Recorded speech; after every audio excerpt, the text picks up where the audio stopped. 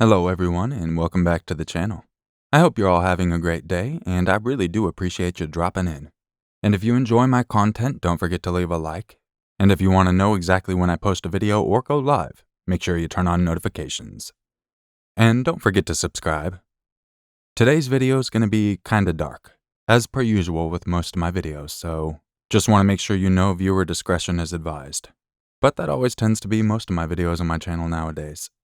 Speaking of, I really do appreciate all the support you guys show for my different series I try to dabble in. Usually it's more of an experiment to see if you guys enjoy it. Regardless, much love to everyone, and I'll catch you at the end of the video. But first, this video is sponsored by Gin Rummy Stars, a free-to-play friendly gin rummy game that you can play anywhere at any time. It's been my new recent addiction lately. I'm already level 55.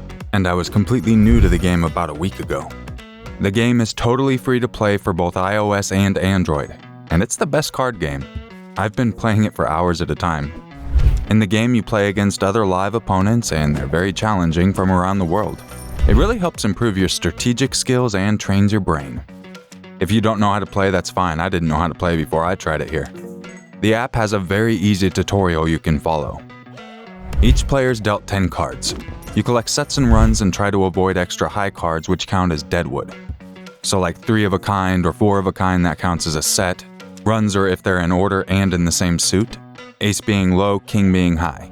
Your goal is to complete the highest number of sets and runs to achieve more points than your opponent.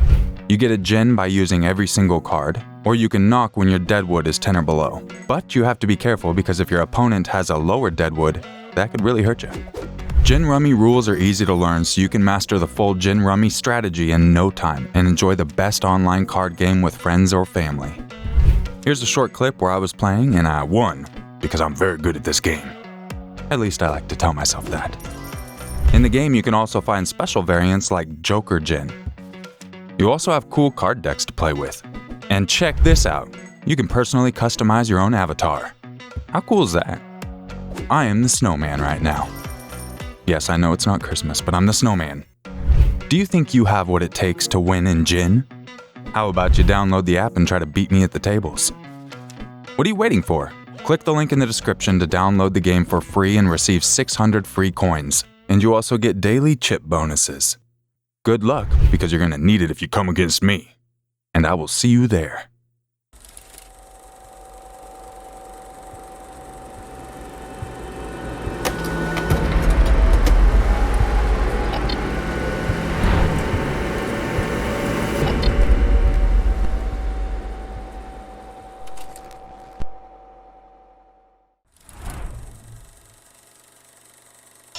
Maria Nemeth had recently separated from her husband of 8 years when she started seeing Fidel Lopez. Fidel was living with his estranged partner and their children, but after meeting at a club and getting along, they became a couple. When things got serious, they got a place together and moved in.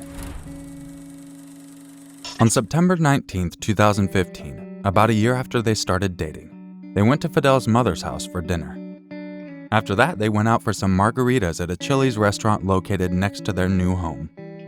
They bought some tequila right after and went home to continue drinking. They were having a good time taking shots, but as the night wore on, things took a tragic turn. They started to have intercourse in the closet. Then Maria screamed her ex-husband's name. This sent Fidel into a murderous frenzy. He broke the sliding glass doors out of anger. He punched the walls and even broke the closet door. He then assaulted Maria, and when she was unconscious, he did things to her that I really cannot say and don't want to say. Much too graphic than what I would like to get into. Fidel then went out for a cigarette. When he went back to the house, he picked Maria's body from the closet and carried it to the bathroom. He started to splash water on her face, hoping to wake her up. He then called 911 in a panic when she didn't respond. Your emergency? Hello? 911, what is your emergency? Hello? Hurry up, man. My girlfriend's fucking in the bathroom. She's gonna die. Come on, she's gonna die, man. Come on. Okay. I can barely understand. She was slinky, and like, I don't know when she went to the bathroom or when I went there, it was full blood and honestly, like, I don't know, man, she's not breathing. I mean, like, this fucking just, man, come on, stop. That's all you know, man. I don't know, I just smoke right here, man. I just smoke right here, Let's put the address on it so we can get her some mail.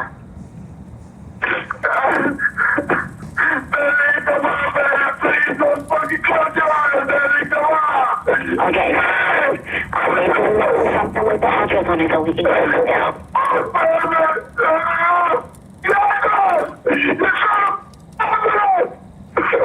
Sir, I need the address so I can get her some mail.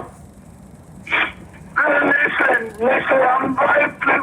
I don't know, it's just to be outside with the dominant scammer. I don't care. She was here. She just rented the apartment with me. She was here. She's a sister mine in this thing. Okay. I don't know, man. She's not breathing, man. She's not breathing. She's gonna die. She's gonna bleed.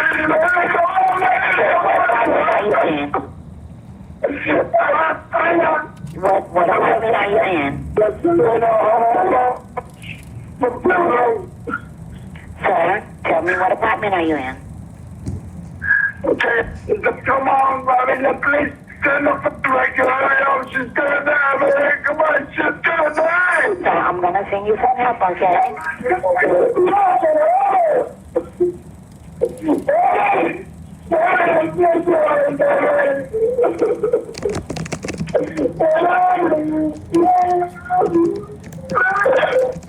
Sir, stay with me. I'm gonna send you help, okay? The authorities arrived to find Fidel crying next to Maria's disemboweled body in the bathroom. There was blood everywhere, even the closet the couple had been in earlier. The walls and the door were damaged. What's worse is that some of Maria's insides had been pulled out. Initially, the police thought they were looking at a home abortion gone wrong, but they soon realized what had actually transpired. Maria passed away half an hour after Fidel's 911 call. Now the police were tasked with getting the truth out of Fidel during his interrogation. All right, so you get off work and you come home to the apartment, or you go somewhere else? No, I went straight to the apartment, take a shower, and then she was cooking dinner. Dinner was ready made. And what did you guys eat? At the house. Yeah, what did you eat? What did you guys eat? She made chicken, and beans and rice. Okay. So we just eat, and we went to Miami to see my mother. Around what time was that? That was around 7 o'clock. 7 o'clock? 6:30 to 7:40, something like that. Okay. Then when we get out from Hialeah, we just went straight to the Chili's, right next to the apartment. Okay, so you went to Chili's before going back home? Exactly. Okay, all right. Exactly. And you got the Chili's around what time? We get to Chili's around like 8 o'clock. 8 o'clock, 8:15, something like that. I'm not pretty sure, but it was just something like that. Okay. And then how long did you stay there for? We stayed there for like an hour and 15 minutes, an hour and 20 minutes. Okay. We only drink, she drank one margarita, I drink 2 margaritas. Actually, we drink 1.5 each of us. So, Okay. Because the other one we split. Shared. Yeah, we shared. Was anybody else with you? No, just me and her. Okay. And the bartender. We went just straight to the bar. We weren't on the table, nothing like that. What, and who, you have a car? A car? You drive? I drive, but I'm using her car. Using her car. Yeah. Okay, what kind of car does she have? She have a Scion TC 2009. A what? Scion TC. Scion, Toyota Scion. Scion. Oh, Scion. Okay. Scion. All right. So you use her car when you have to go to work or when you have Yes, to and, you know, she would just walk to the office and she don't need to use the car, so then I'm using the car to go to my job. And, Yeah, you know. absolutely. Okay, so you guys go get the Chili's, have margarita, and where do you guys go? And we went to the liquor store, to ABC, right in front of the Sawgrass Mall, the side, and Yeah, I know what I'm talking about. and then we buy a bottle of 1800, something like that. Okay. I never drink that before, so That's tequila? yeah, it's tequila. So All right. we buy that. We went to the house. Around what time did you get back to the house? I mean, So it wasn't like not far away from. It wasn't not even 10 o'clock, I believe so. so before 10. Yeah, I think so. Okay. Before 10. Before 10. Anybody at the house when you get back? No, sir. All right. No, No one lives with you, just you two live there together. Yeah, You just didn't me. have anybody over, no one visiting? no, nobody. Okay. All right, so tell me about the night from when you get back to the house. Tell me what happened. Okay, we get to the house. She was already like kind of tipsy from the margaritas and the Chili's. You know, we start to drink. We put like two cardboard, boxes in the floor. We put the lime on top, and because we don't have furniture, so we're about to buy. Now when I get paid, we're about to buy furniture, the TV, and things like that. Okay. And so we put the two boxes on the floor on the dinner room, and then we start to drink and talking and listen music, and we have a lot of shock of tequila. Then in my position, I can handle it. I can handle drinks. Because sometimes you go a little crazy. And she was a lot crazy, so she was asking me for stuff that she never asked me for that before. So, Like what? The thing with the arm and shit like that, and I never done that shit with nobody, especially with her. So explain what kind of stuff was she asking? What do you mean with the arm? I mean, first she started talking like.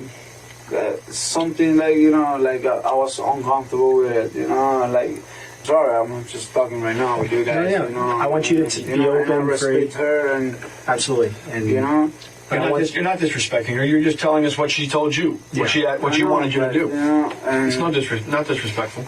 I'm a man. I'm her man. So whatever she asks me, I do it. okay. Whatever it is, I don't care what it is. Even if she want me to put my hand in her pussy, I put it. Okay. I put it.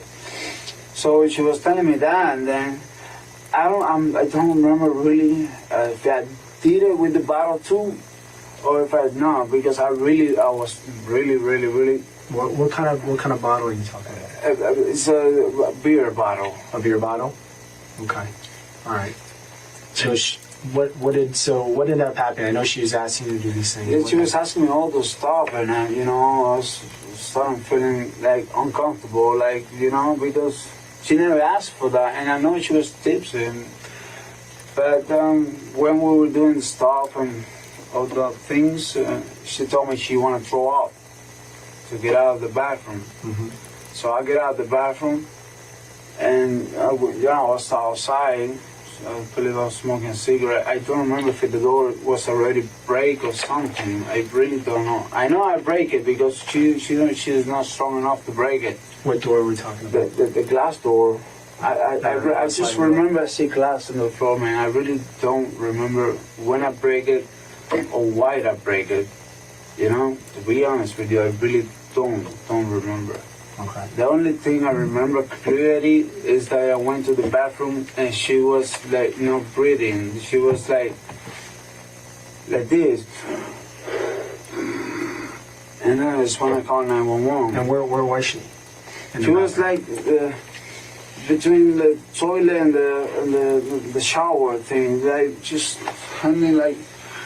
And I thought she was throwing in the shower.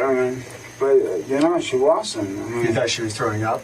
I thought she was throwing up, but I don't hear any noise. So I knocked the door, she announced it, and I get in straight to there. She wasn't breathing, You know, she was constant. She was talking to me. Yeah. You know, but you know, one moment I get so nervous and scared, and then I get the phone and call 911 because she was getting worse and worse. And you know, I don't know. And whose phone did you use to call 911? The wife phone. I mean, I don't remember where we were listening music with the phone and the Bluetooth. Okay. All right, but I really don't remember where I grabbed the phone from. I called 911, and then when I was gonna call 911 again, I didn't find the phone. I don't remember if she take it or if she throw it or something. What I remember is that I put a battery in the phone. The battery? Yeah, the battery in the phone. I don't remember where I find it. But I put the battery in the phone and called 911 again. But before I called, I went outside and I see you guys. So it's when I tell the police officers or whatever were there, like, come up, it's right here. Now, when you called 911, was she still breathing? No, man, she wasn't. She wasn't breathing. She wasn't. I was trying to give her CPR, man. I remember I was kissing her, put some air in her stomach, was like up and down, man. And then she wasn't breathing. I mean, I don't know when somebody is dead or not because I've never seen the body before. Okay. You said when you first went into the bathroom and you saw her, she was breathing. She was breathing. She was conscious. All right. She was like, and that's what I call 911. And where was she in the bathroom again? She was like in the toilet, between the toilet and the shower. Okay. Is it a shower or a bathtub? Yeah, a bath. So it's not just like a jacuzzi. Okay, you know. so it's not just a stand-up shower. No, if you want to take a bath, you can take a bath in it. Exactly. I'm sorry. I mean, I don't know how to say that. No, that's okay. Yeah, It's it's okay. like a. Was she in the tub? No, I was trying to put her there, but I couldn't lift her up. Man, I was strong, and I don't want her to hit her head or hit something or something. You know? Right, sure. You know. And but the last thing I do is just put some cold water on her face. I open the shower. Okay. I put some cold water on her face to see if she reacts. And I'll start, hey, baby, you okay? Baby, you okay? I start screaming like a motherfucker and nobody here. You know? I don't know. Neighbors might be hear me scream. Okay. I was screaming for help. Right. Is that what you were screaming, is help? Yeah, I was screaming for help, man. Screaming anything else? No, man. I was just, baby, why you do this to me, baby? Wake up, baby. Help. Right. You know, because I don't know the address. Sure. If you call 911, I tell them, hey, reach my number or something. I don't know how do you guys work. I mean, like, I know you guys could have the system, you know, where the call come from, but, you know. So when you say that you dialed 911 the first time, and you're screaming during that time. Okay, I was, what? Were you screaming? You called 911 the first time. I called 911 the first time. Yep. Okay. Did you actually speak to somebody?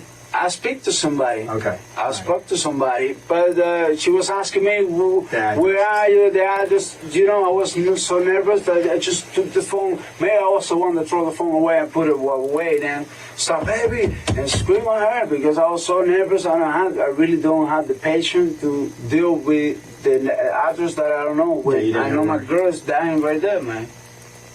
You know what it is? You know, and when I was going to call for second time, that I find the phone, I went outside and I see the police and everything. Okay. You know, but that's what happened, man. I'm not saying you're a killer. Okay? No, I'm not. Because you're not a murderer. You're not a killer. This is not you. Okay? No, but you have to be honest with what happened in there so that we can put the pieces together. Everything I've been telling you is everything I know. But there's some things that you're leaving out. There's some things that you're leaving out because you're afraid. You're afraid that it's going to make you think that it's going to make you look bad. It's going to make other people look at you bad. But you know what's going to happen? If you're not honest and tell us what actually occurred in that house, and we're trying to put all this together, that shows that maybe, you know what, maybe he is a bad person. Maybe he is a cold-hearted killer. Maybe he doesn't love her. And I don't think that's you. That's not me, It's not you. I know you have care and concern for this girl. All right? Do you love this girl? Of course, babe. Okay. Would you do anything to hurt her? Of course not. Okay. But you did. Right? And I'm not leaving anything out of this. But everything I have you to understand tell that you hurt her. Right now, I understand. Everything you told me, you But told you me knew, right now. but you know you did because you saw the blood. Yeah, I Blood saw is the not blood. normal. Blood from sex is not normal. That amount of blood is not normal. Most of the interrogation is quite difficult to listen to since the murder was so graphic, and it took a while before Fidel finally broke and admitted why he murdered his girlfriend in such a horrific way. He started by saying Maria told him she wanted to travel to Peru to visit her mother, who she missed very much. He said he would no longer be able to use her car to go to work, and that's why he started to break things in the house. And then he finally admitted what drove him into the murderous rage. She was confusing me with him, he said. But I never meant to kill her. Fidel pled guilty in the crime in hopes of receiving just 50 years of jail time. But the prosecutors were aiming for a death sentence. So, as part of a plea deal to avoid the death sentence, Fidel pled guilty to murder and sexual battery charges. He was sentenced to life in prison without the possibility of parole.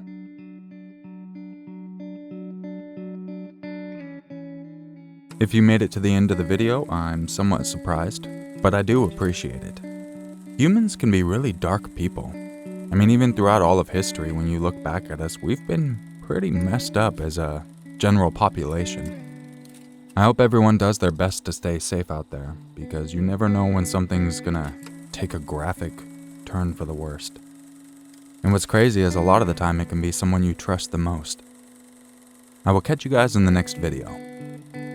And just remember, it's always scarier if it's true. Bad bye.